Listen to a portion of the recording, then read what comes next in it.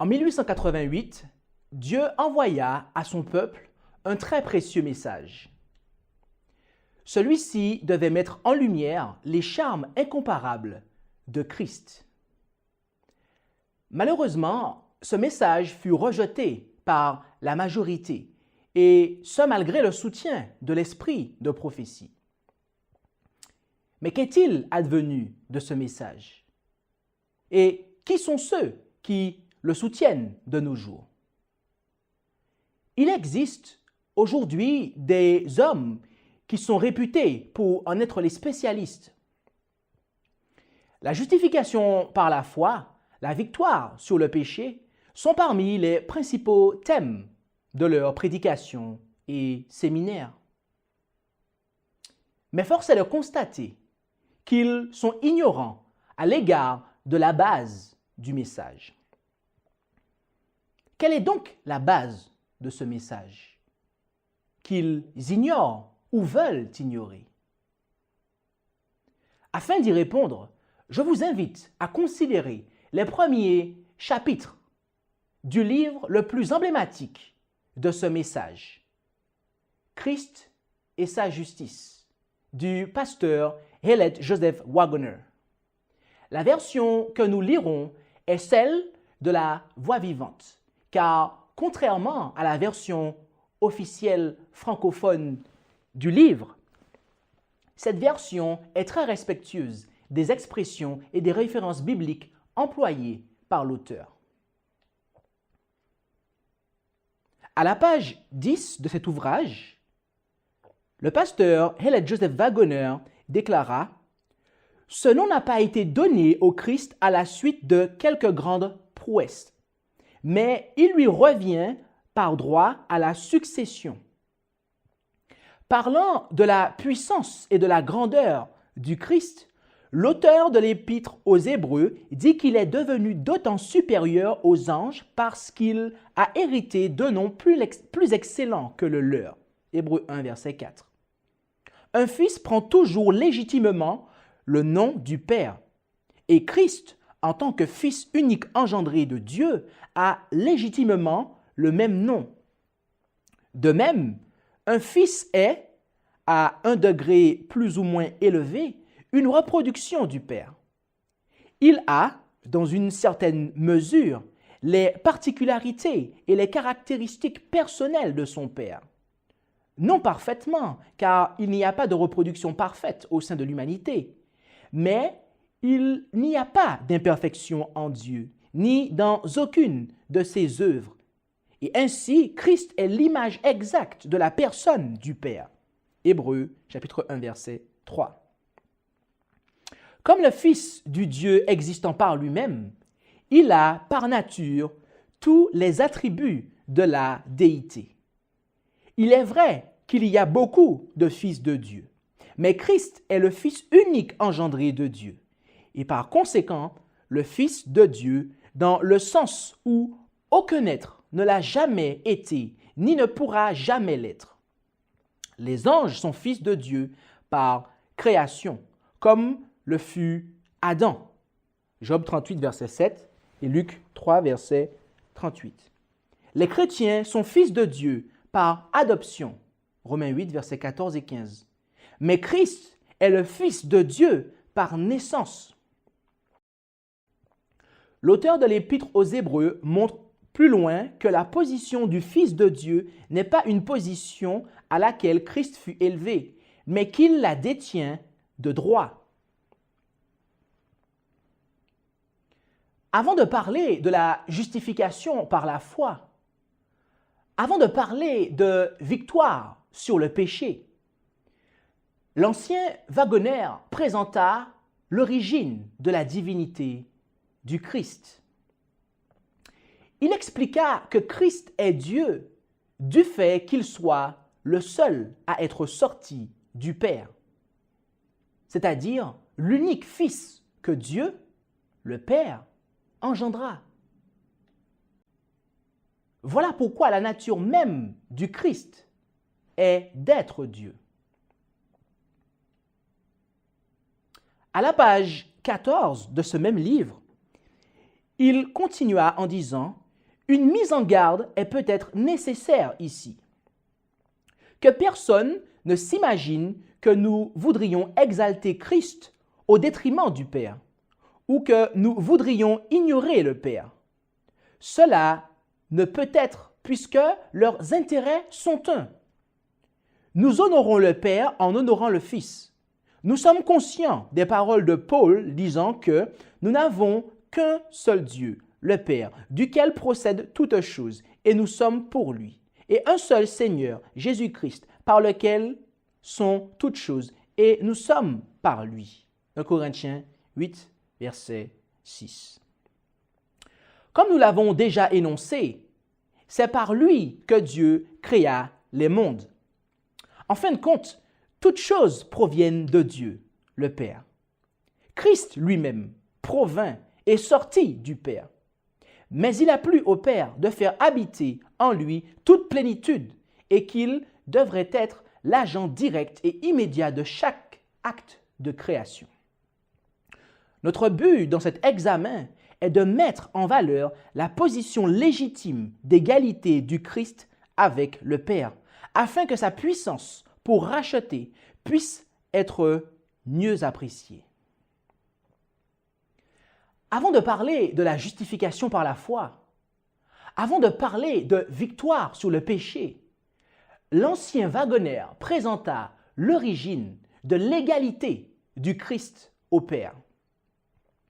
Il expliqua que Christ est égal au Père du fait que ce dernier œuvra par Jésus à l'accomplissement de la création. Plus loin dans le livre, à la page 15 et jusqu'à la page 17, il déclara également: avant de passer à certaines des leçons pratiques qui doivent être apprises de ces vérités, nous devons nous attarder quelques instants sur une opinion soutenue sincèrement par plusieurs de ceux qui ne voudraient pas, sur aucune considération, volontairement déshonorer Christ, mais qui, à travers cette opinion, nie en réalité sa divinité.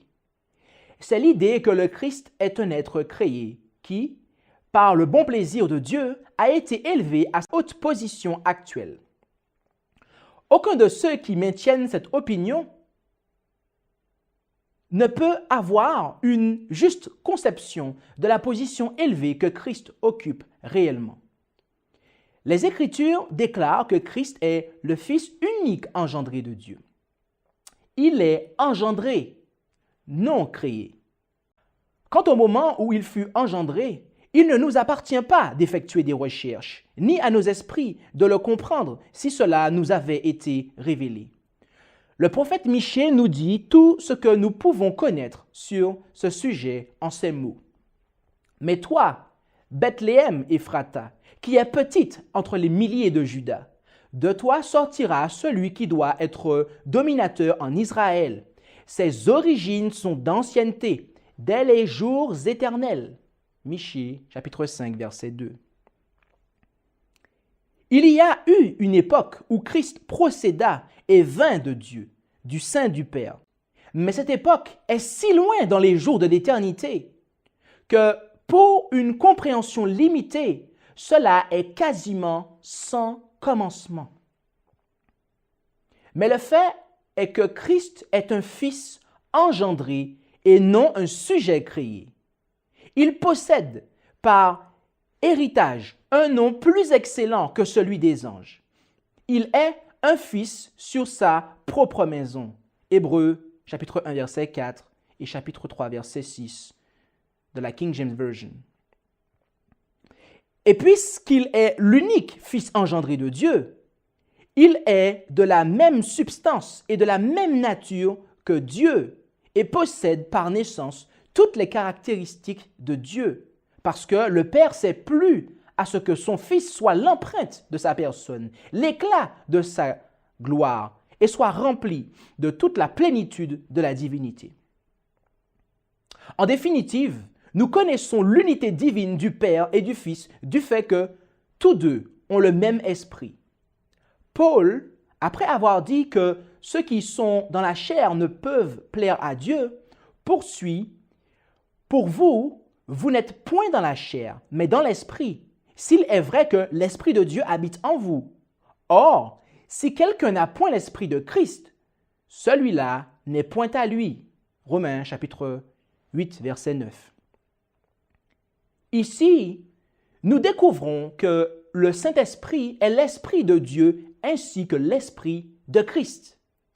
Christ est dans le sein du Père, étant par nature de la même substance que Dieu et ayant la vie en lui-même. Il est à juste titre appelé Jéhovah, celui qui existe par lui-même, et est désigné ainsi dans Jérémie 23, versets 5 et 6, où il est dit qu'un germe juste qui exécutera le jugement et la justice sur la terre sera connu sous le nom de Jéhovah Tsédokenu, le Seigneur, notre justice. Par conséquent, que personne parmi ceux qui honorent Christ un tant soit peu ne lui accorde moins d'honneur qu'il n'en accorde au Père, car ce serait déshonorer le Père davantage. Mais que tous, avec les anges du ciel, adorent le Fils sans craindre d'adorer et de servir la créature au lieu du Créateur. Avant de parler de la justification par la foi, avant de parler de victoire sur le péché, l'ancien Waggoner clarifia l'origine de la divinité du Christ. Il présenta qu'il eut un temps où Christ procéda du Père, et il ajouta que tel fut l'événement qui fit de lui l'unique engendré de Dieu. Voilà pourquoi Jésus n'est pas une créature. Voilà pourquoi le Père et le Fils partagent le même esprit, l'Esprit Saint. Et voilà pourquoi l'adoration de Jésus n'est pas une idolâtrie, c'est-à-dire une transgression du premier commandement. L'origine du Christ, sa nature, ainsi que son égalité au Père sont les éléments constituant la base du message de 1888, à en croire le docteur Waggoner. Et ce sont ces éléments-là, mes amis, que les prétendus messagers modernes ignorent et tentent de modifier en y incorporant un feu étranger. Mais pourquoi cet état de choses? Et quel est ce feu étranger? En 1919, les dirigeants de la Conférence générale des adventistes du 7e jour commencèrent à réfléchir à l'introduction de la doctrine de la Trinité. En 1931, cette doctrine fut inscrite dans les croyances fondamentales de la dénomination sans que personne ne soit consulté, sans que la conférence générale ne soit convoquée.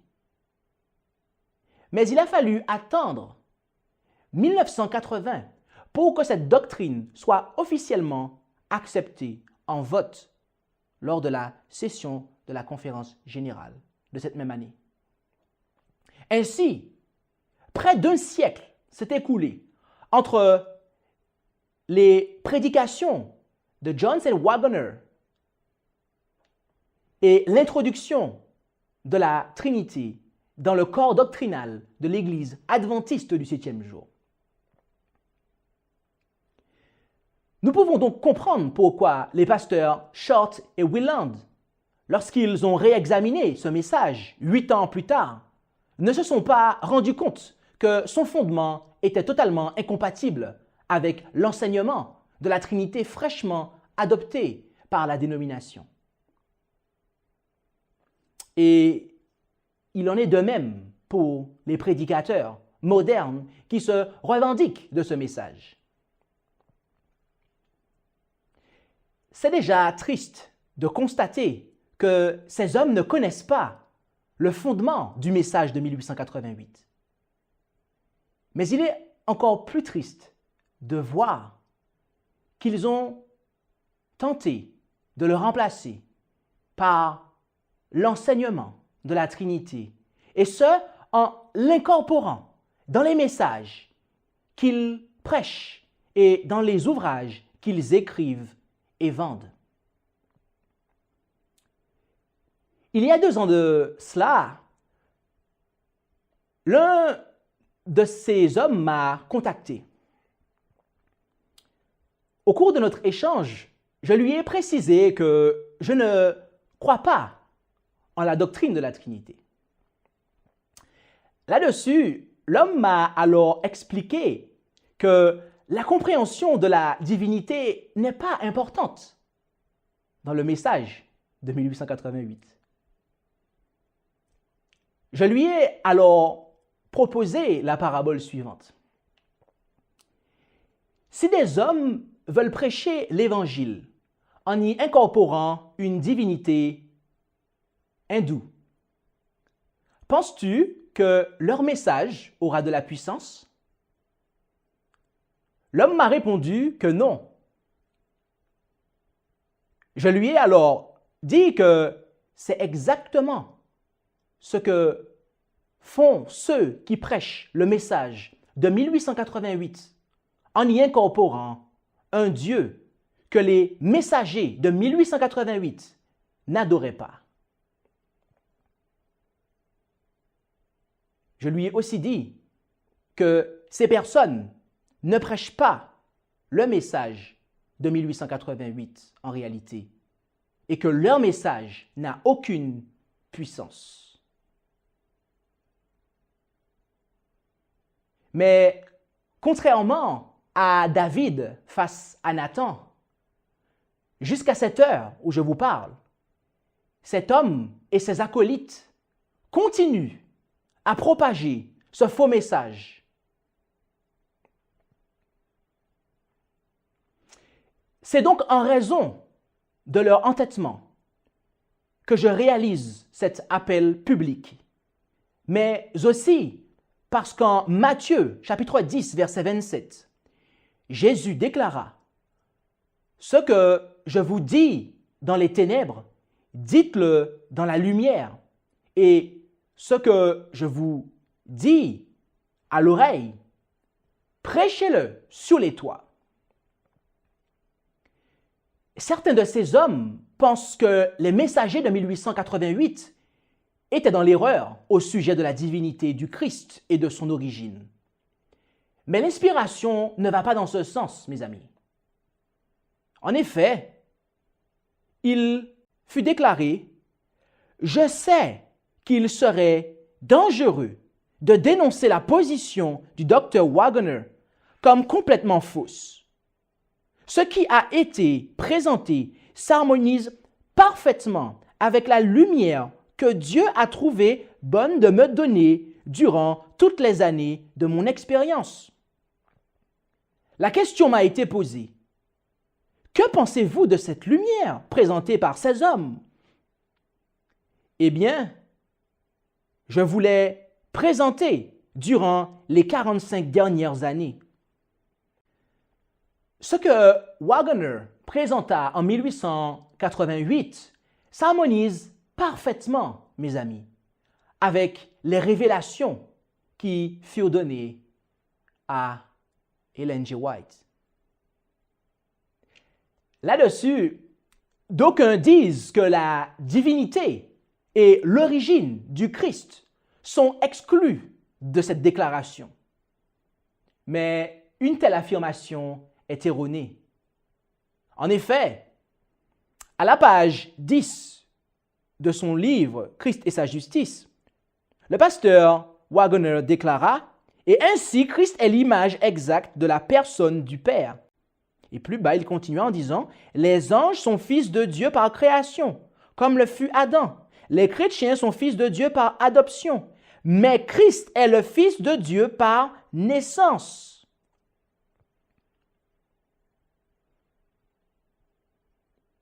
Et 7 ans plus tard, Ellen G. White déclara la chose suivante. Dieu a tant aimé le monde qu'il donna le seul fils qu'il avait engendré. Non un fils par création, comme le furent les anges, ni un fils par adoption, comme le pécheur repentant, mais un fils engendré à l'image expresse de la personne de son Père.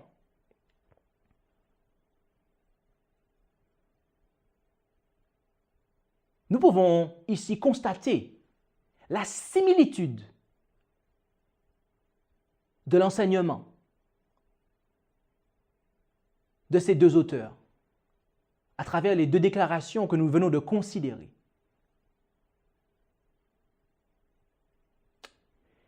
Des millions de personnes se sont déplacées pour admirer la tour de Pise. Ce qui est attirant chez ce monument est qu'il est à l'origine une erreur de construction.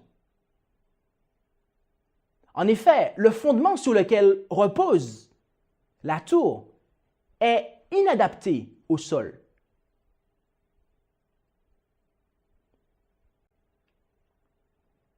Mes amis, contrairement à l'homme, Dieu n'est pas et ne sera jamais l'auteur d'un message dont le fondement n'est pas solide, et ce même si des millions de personnes se massent pour l'admirer. J'appelle donc les prédicateurs de ce message frelaté à abandonner et à faire savoir qu'ils abandonnent cette œuvre humaine. Vous avez conduit des âmes dans l'erreur en leur prêchant des messages et en leur vendant des ouvrages disant qu'une idole peut les sauver. Je sais que certains d'entre vous ont vu la lumière. N'ayez pas peur de ce que les gens diront si vous confessez votre égarement, mais considérez que Jésus, le Fils unique engendré de Dieu, intercède auprès du Père pour le pardon de vos péchés, comme il le fait pour les miens.